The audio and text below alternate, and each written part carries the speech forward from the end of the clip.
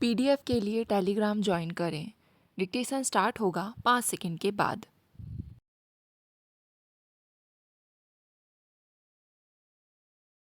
बहनों और भाइयों, 1 वर्ष पहले मैंने आपको यहाँ से संबोधित किया था। उस समय देश की जो हालत थी, विरासत में जैसी सरकार हमें मिली थी, जो आर्थिक परिस्थिति थी, उसका मैंने थोड़ा-सा ब्यौरा आपको दिया था।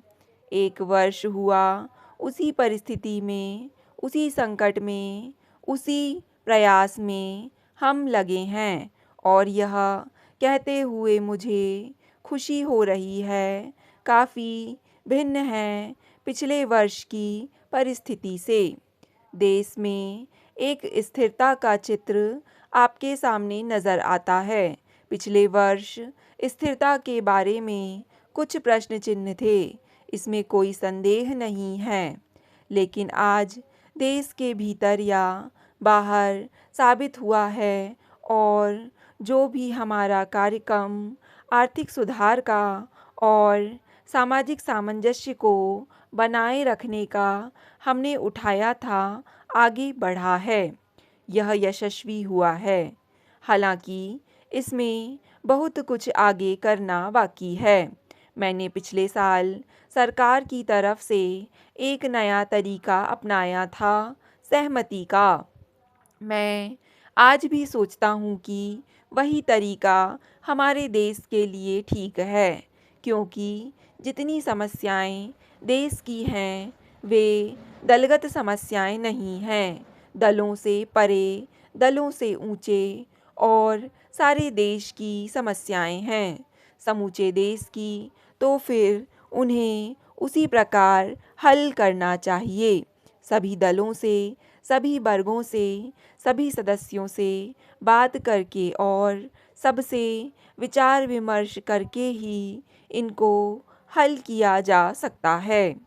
आज भी मैं यह मानता हूँ कि यही तरीका अच्छा है और मैं कहना चाहता हूँ कि इसी तरीके को हम जारी रखेंगे। जहाँ तक कि आर्थिक व्यवस्था का सवाल है, काफ़ी सफलता हमें इस दिशा में हुई है। पिछले साल जो हमारी परेशानी थी वो आप जानते ही हैं। यहाँ तक कि हमें सोना भी गिरवी रखना पड़ा था।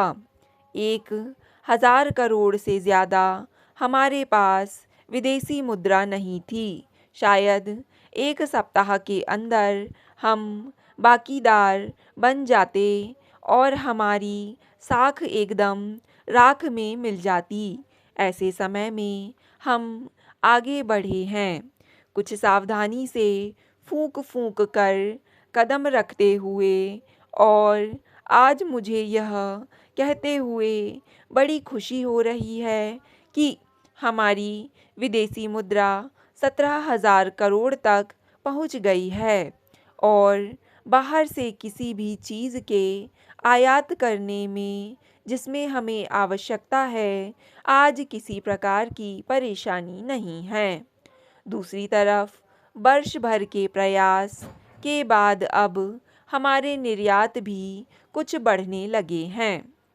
भाइयों और बहनों, बाहर से जो अपने यहाँ औद्योगिकरण के लिए पूंजी लगवाने की हम कोशिश कर रहे थे, उसमें भी सफलता मिली है।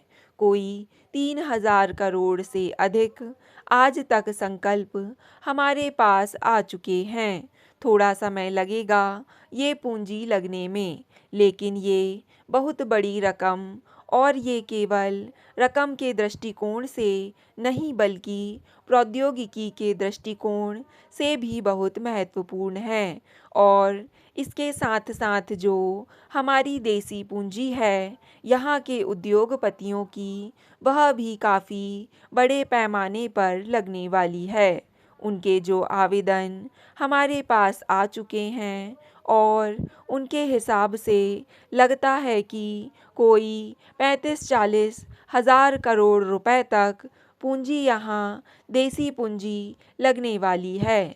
जिससे औद्योगिकरण को और आगे तरक्की मिलेगी और उसे आगे बढ़ाया जाएगा। अभी तक महीने डेढ़ महीने पहले तक सोच रहा था कि इस साल कुछ बारिश कम होगी, लेकिन कुछ परेशानी होगी। अब मैं सुनता हूँ कि कुल मिलाकर देश में बारिश अच्छी हुई है, अच्छी फसलें होने की आशा है। इसलिए इस बात की आशा हम करें कि एक आम खुशहाली देश में रहेगी और परेशानी से हम मुक्त हो जाएंगे। जो परेशानी आ जाती है, जब बारिश कम हो जाती है, सूखा पड़ता है, परेशानी बहुत ज़्यादा हो जाती है, ये आप जानते हैं। अब मैं एक दो ऐसी बातें आपके सामने रखना चाहता हूँ जो हमारी नीति से संबंधित है और मैं सोचता हूँ कि उन्हें पूरी तरह से समझ लेना चाहिए। मैं यह आपसे पहला सूत्र यह कहना चाहूँगा कि हम एक बृहत कार्यक्रम में लगे हुए हैं, बहुत बड़े कार्यक्रम में, आर्थिक प्रगति के कार्यक्रम में, देशव्यापी कार्यक्रम में। 10वीं पंचवर्षीय योजना जिसमें कोई 8 लाख करोड़ रुपए की लागत लगने वाली है, पैसा लगने वाला है, ऐसे कार्यक्रम में हम लगे हुए हैं। जब इतने बड़े कार्यक्रम में हम लगे हुए हैं तो ये परम आवश्यक है कि हमारा ध्यान एक तरफ रहना चाहिए, उस पर केंद्रित होना चाहिए।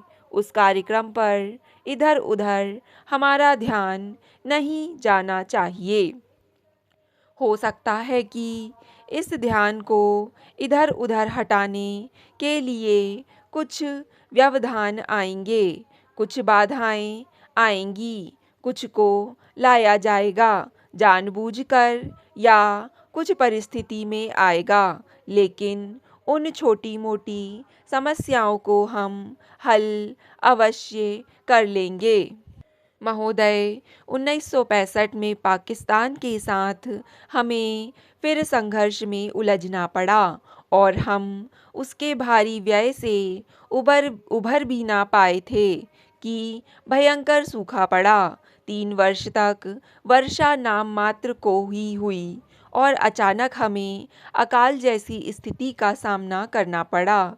लेकिन यह हमारी जनता के साहस, धैर्य तथा उनकी सहयोग भावना का परिचायक है कि इतनी निराशापूर्ण स्थितियों के बावजूद अकाल से एक भी मौत नहीं हो पाई। निसंदेह अमेरिका से हमें बहुत सहायता मिली, अन्य देशों ने भी सहायता की, स्वयंसेवी संगठनों ने सहायता दी और वह एक ऐसा समय था जब हम कृषि के नए तौर तरीकों की शुरुआत कर सके।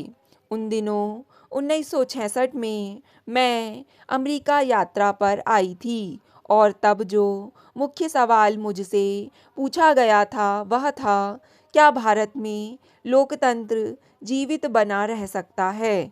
क्या आप बढ़ती हुई आबादी के लिए खुराक जुटा सकती हैं? बाद में हमने अखबारों में ऐसी सुर्खियां भी देखी, क्या भारत जीवित रह सकेगा? क्या आप सबने देख लिया है कि भारत आज भी जीवित है? वहाँ लोकतंत्र की जड़ें बहुत मजबूत हुई हैं और आज गेहूँ, चावल जैसे अनाजों की हमारी उपज पर्याप्त है। स्टॉप। डिक्टेशन पसंद आए तो वीडियो को लाइक तथा चैनल को सब्सक्राइब करें।